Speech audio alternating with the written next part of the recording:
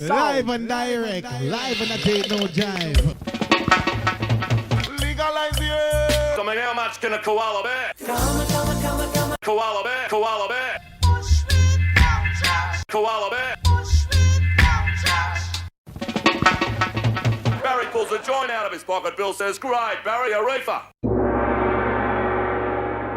Hi, and welcome back to the Koala podcast. And on this episode, I'm off to the UK. I'm actually calling from Jakarta back to my home county, the wonderful, the amazing West Sussex. And I'm talking to Heidi Whitman of EmpowHer Cannabis Society. And we're going to talk about a number of things about what the society is, what it's trying to do, and a few little launches that it's got coming up over the next few months.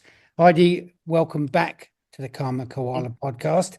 EmpowHer, what's it about? Who's it for? Okay, well, thank you, Sean, so much for having me. So EmpowHer Cannabis Society was co-founded by myself and Becca Allentab back in October of, we're under 18 months, so 2023. Yeah. And we created this because there was a lot of the women in the industry that felt very isolated and or alone. Being a male-dominated industry and only 17% of women in C-suite positions today, you can imagine back then, even a couple of years ago, it was less. So we created this community. I'm surprised there's actually that many. Who did that survey? How do they know it? Well, you know what? I'll cite the survey for you afterwards because we do have it. But there's a difference between regions, but I'm talking on a global scale because this group is meant for a global community. And while we started it together, we ended up branching it out a little bit. Becca went off to move to Portugal and had to focus on her family and work. So she exited the position that we were both in and is still an active participant. But then the branch became more Lisa Hognor, Frobish, myself, Shabnam Shassar, Dr. Shassar, Hillary Black, and now Alexandra and Olivia from Cannabis Law Academy have joined us as well as leaders. And what we're doing is we're creating a community so that women can find one another, can support one another, lifting each individual, their businesses, and the industry. And together we have found, now that we're at almost 800 women across 29 countries, we have a bandwidth that's larger than any other professional community in the industry focused on women. So we're very proud that this grew organically, and the support systems that have created 37 channels that people can fall into within the community chats to find their people for their needs. And that has been working so well. Initially, the chat got very overwhelming. You can imagine on WhatsApp having over 700 women talking, but now we're tidying it up. So those are our next phases that we're about to be launching in the next couple of weeks. You've got an event coming up in June. What is that event about? And what did you want to say to people? Because I say, this will be going out the beginning of May. People will be hearing. Sorry, we're in April. I'm losing months as well. But it's okay. It's a blurry 2025. Well, I'll back up a little bit and explain that formalizing EmpowHer into an association has been one of our goals, and we finally have submitted our application. There was a press release that you so kindly created or we passed it to you and you posted it on your network. But this association is going to include a membership model. And that's a UK association? No, this is actually a German association. That's what I thought. I was going. Yeah, we're encompassing the EU and UK. I'm based in the UK. We're encompassing the whole entire globe, but we're basing it in Europe, being that was the best way for us to form our association from our legal advisors. And whilst doing this, we also created a membership tier model, which we'll be releasing tonight to the members that are on our monthly chat. We do try to commune as much as possible and interact as much as possible with the community to stay abreast of any situation. And with this membership model, we are going to start being able to finance some of our needs. Right now, it's been Heidi financing websites, and we also owe our graphic designers, our web developers, financials, remuneration. And you're finding people are willing to pony up for that? Yeah, absolutely. Well, we're going to have everything from free to a small nominal amount a month. So it'll be affordable for everybody, and access between those tiers will be released tonight on our membership monthly meeting. And with all this being said, we're really keen on integrating into the events because being seen is really important. And when women don't know about us, we find that when we go to events like Spanibus, they all want to join us because they're like, oh, there are people. And it's not that we're separating women and men, because men of quality are supporting equality and they're welcome to sponsor us. But for our community, this is a safe place for women and those who identify as women to be able to talk about their professional needs, to find different professional avenues that they can support themselves, their businesses, and of course, create new opportunities strategically across the globe in one space. And the network and the trust that has been developed within this network of women is, I can't even put a name to it, because when you walk around and say you're with EmpowHer, and even yesterday I was on a call with someone I didn't know in California, and he's like, oh, my scientist here is in your group. That to me says something. That says that we are making an impact. And this social impact is going to be shared with those who are in the business for the right reasons, and those who we align with, and those who can sponsor us to help lift us even higher, because it's going to be profitable for everyone to have diversity within their business So are you models. finding there's a lot of women in your organization who are starting their own businesses? How does that work out? I mean, Well, it's obviously interesting talking about C-suite and a very small percentage of people, but yeah, but the entrepreneurship. majority of women are shoved at the bottom of organizations, so they're forced into a position where, because they're smarter than most of the men, is they can go out and create their own businesses or whatever they're doing, and do it really well. What sort of people are you getting in? What age groups are you getting people Sure. in from countries throughout Asia and Africa, as well as I'm Everywhere. really interested in, because there's always people on the outside who have the hardest Yeah. time getting in, and it's simply put, they also just don't have the dollars to go to this abyss and that abyss and MJ abyss and all those sorts of things.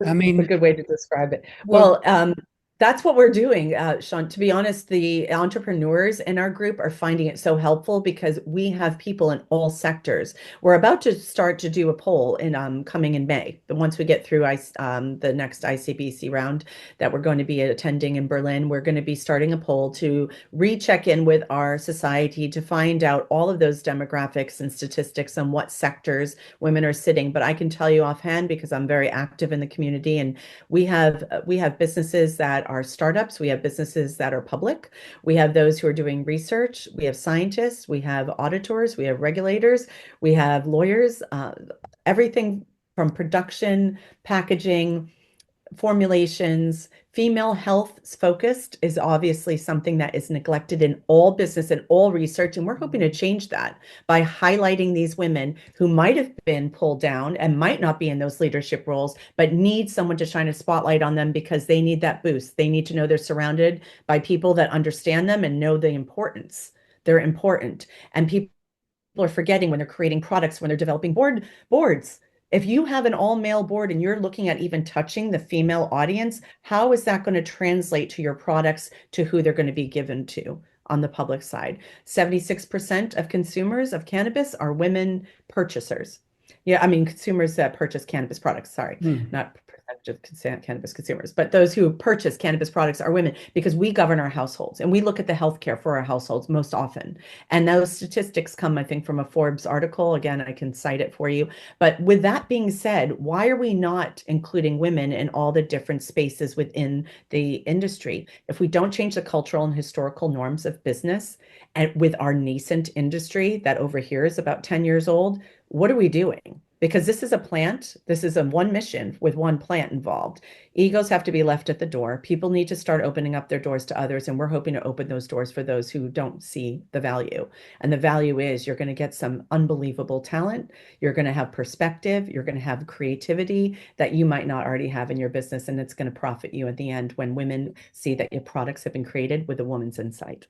now I've got two areas of special interest, both of which have a lot of women working in publishing and Hmm. education.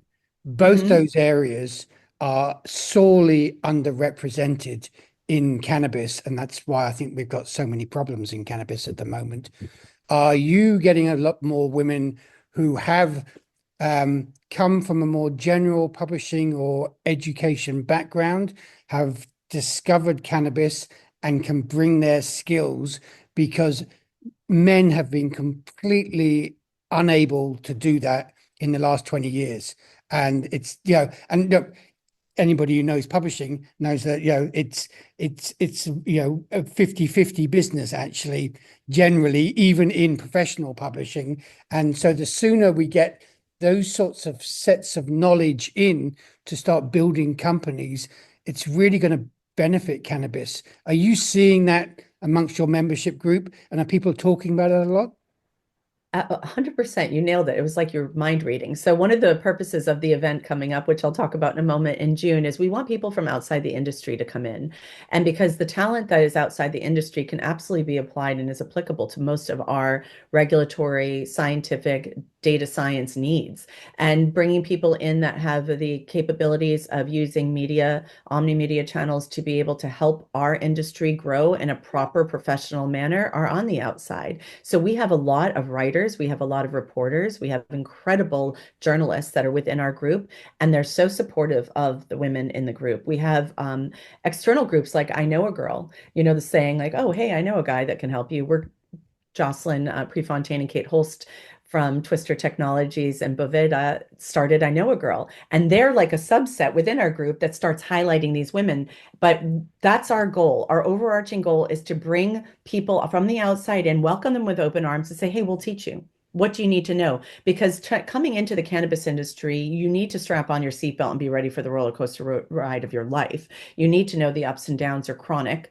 But one of the things that we can do is support one another. And that is why we want people to come in from the outside to see what we're all about. For women that want to look into our space, this is the place to do it because we're not holding back on sharing information. And with this shared information and with our formalization, we can start bringing on consultancy groups within our group to support different organizations within the space.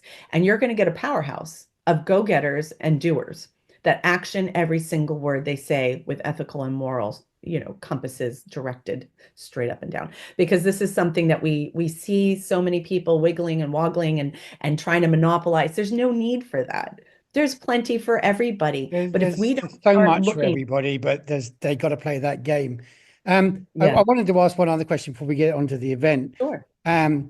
Politics. I've been, talking to a lot of Australians recently because of the federal election and the Cannabis Party there, which has grown inexorably over the last couple of years. And what's great about it actually is that they're, look, as always, they've shoved in men first, but there are actually a lot of women, not just supporting those men, but standing for seats. And probably the most successful and the one who will go the furthest is Fiona Patton from Victoria, who's amazing, and I'm hoping that she's the one that gets into the Senate at the end of the month. The UK is appalling for women in politics in cannabis, but actually it's getting a lot better for women in politics generally. You're based in the UK. I'm just really interested to know, is there a groundswell underneath of women who are thinking more politically about cannabis in the UK in the same way that they are in Australia? And should we expect to see them coming up in the next 5 years? Because I've not seen much progress with that sort of cannabis political environment in the UK. And I'm beginning to suspect it's because it was run by men who like to control things very tightly, whether they were in existing parties and that's the difference between the UK and Australia. And I'm just interested in exploring that idea and learning more about it. It's not discussed anywhere in the media. I presume it happens in private conversations. Is there anything that you can add to that? To be honest with you, I'm not very political by nature, but I do know that agendas, for instance, in the House of Lords, there's a high spotlight on, or a shining spotlight on, healthcare and our lack thereof here. So I think that there are new agendas going to be accepted and looked at for those MPs and those in the HOL that are going to be focused on alternative health. And I hope some of the baronesses I'm aware of are very pro medical cannabis industry, because we are a medical cannabis industry over here strictly. And I think that there will be some shifts where some of that might come to light and support those mothers who are out there lobbying day and night to have changes for the children that started the industry. And is there any originally. groundswell for the creation of a successful party like the Cannabis Party in Australia? Is that happening? That is at a all tough in the one. UK? I wouldn't know. I would love to see a cannabis party created, and I'd love to be a part of it. I haven't had any kind of vibe on that right now. I don't have Yeah. a pulse on it, and I'm not sure. But it is something that you just put in my head as something to explore as well when I do some more parliamentary meetings. Because it's been very, very successful in Australia and very quickly, because they got organized. Yes, I wouldn't call us the most organized country. But You're I talking say to a that with Brit, a so smile. you know how I feel about it. Yeah, I mean, we're the country that has TV licenses, but Yeah. yeah, we focus on things that might not be as important. I think the lobbying efforts here are going to continue. Maybe they'll be fine-tuned. The latest event that happened in the Houses of Parliament were focused with a discussion on medical cannabis access for children, and it was kind of said and not really received by those that were listening. And the sentiment analysis declared that as well, that a couple groups did afterwards. I think there needs to be a change in that regard. We need some more powerhouses to come in to support these people who are exhausted, who have been doing this for many years for the sake of the children, because that our industry started because children needed medicine.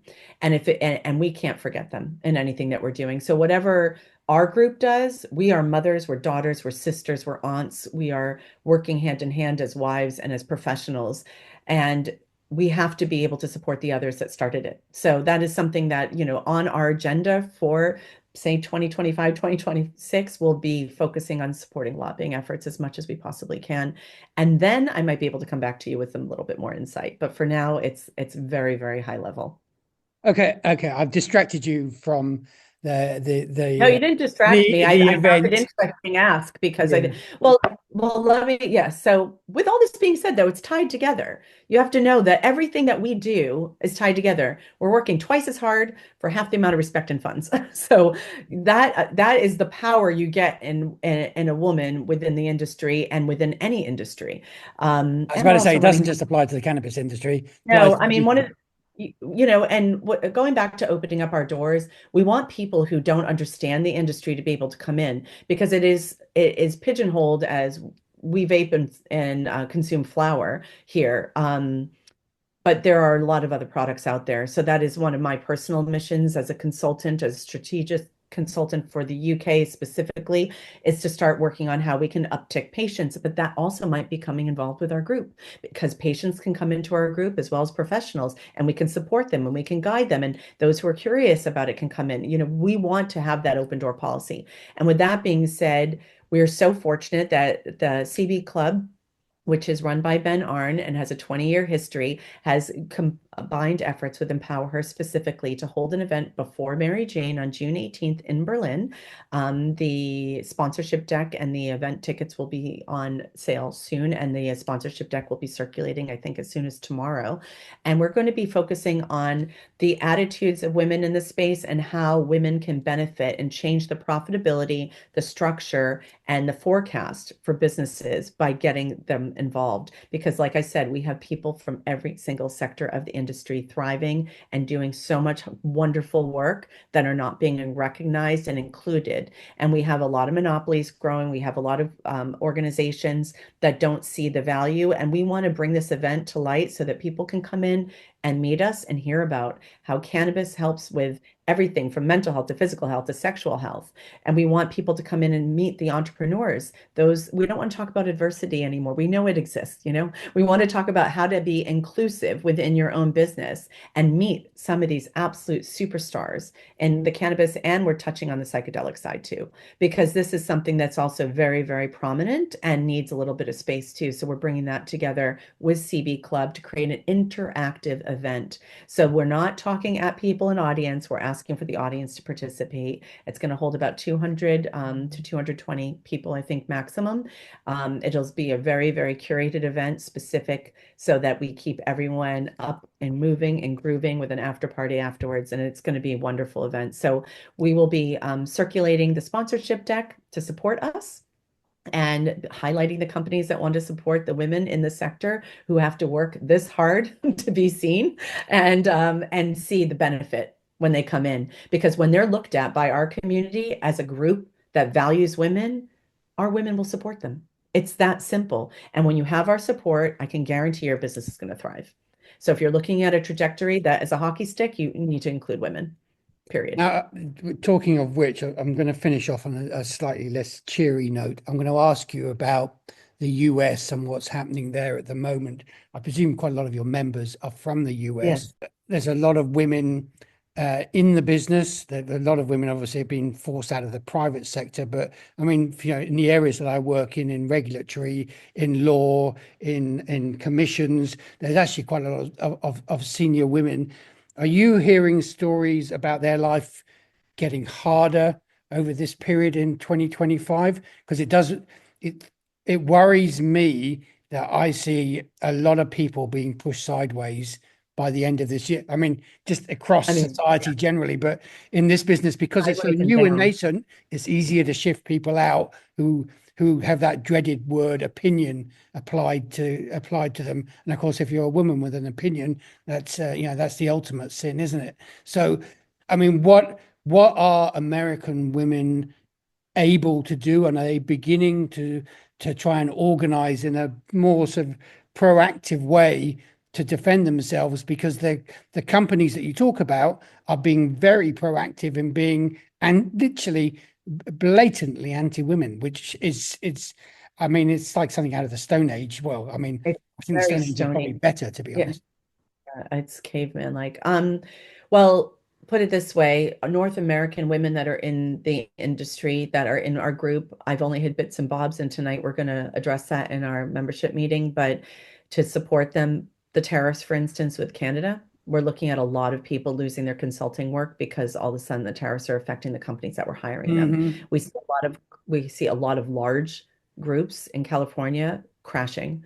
We see a lot of people struggling because maybe they get their bottles from China, like most people get their bottles from China. And look what just happened. I think there's going to be a knock-on effect that is going to hit this industry hard. I'm not even sure that the legality of cannabis is going to remain because you can't predict anything. I totally agree with you. I just wrote an editorial about it on Monday, and over the last 72 hours, 4 really important things happened. Supreme Court decision about something, Trump saying, and people seem to have the blinkers on. It's just the last. They've got a new war on drugs, and they're just staying silent on cannabis. But they'll come round to it after they dealt with the other ones, and they'll. Well, yeah. I think it's a worrying time. I just think that also, those North Americans with an international outlook can understand that they've got a level of knowledge that is so important, and the rest of the planet can just get on without the US like they're going to have to on a whole range of fronts.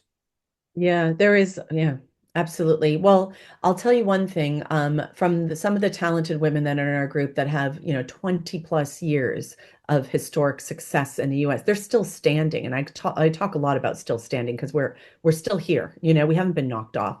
We're not going to let them fall. We are going to support them and bring them into an international space if they need to be. I have a lot of women moving, a lot, because maybe their child's trans, maybe they're having issues, politically speaking. It's a very dangerous place for raising kids for a lot of people, not for everyone, and everyone has an opinion. And there are some people that are probably pro everything that's happening. But for our particular space, I think it's going to be challenging for some. Now, when you're on the research and scientific side of things as well, because we have medical research cut, didn't we, in the States? So I think a lot of it will be shifting over here. It'll be good for the industry to look ahead and plan ahead and talk to people like myself and those who are our global strategists who understand the global markets well enough to know maybe there's a home for them if they need to move or shift their industry, that their business within the industry over. We can do that for them. I think that's going to be a whole new sector in the industry. itself. I used Heidi, industry a lot. You know what I'm talking about. I think we're going to start having to help bring people into a more international space, which they've already started anyway. I mean, a lot of the companies over there from horticulture on are working on an international level, but we do need to look at some of the women-owned businesses that are really going to get hit and may not be able to survive. It's hard enough for us to get capital to get started. And then you have all these hits and tariffs. How are you going to be profitable?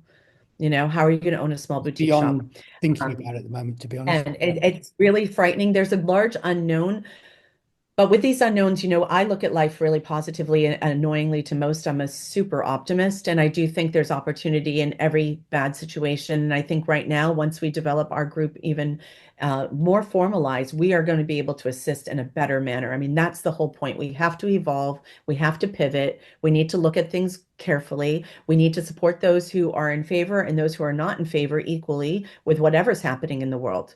But when it comes to women's health being neglected, I don't have a tolerance for that. I was neglected and I survived neglect, from the healthcare system by taking matters into my own hands and treating myself medicinally with cannabis and saving myself, literally. So I won't stand for that. I won't stand, we have an amazing group over here called Ananda doing research for endometriosis. Thank God for them, because now we might be able to get something on the prescribing cascade for women finally that includes a cannabinoid. I mean, there are people doing some magnificent work, and we don't want to lose momentum with that. We want to make sure that everyone has access, and if the research is done here and it's given to the States, that's even better. Well, Then we can help them. there is a huge opportunity. I think Europeans and even the Brits are beginning to work out the level of opportunity that's available, because there's the brightest and the smartest, as always in these environments, tend to move on to where people accept the brightest and the smartest. Heidi, we're sort of running out of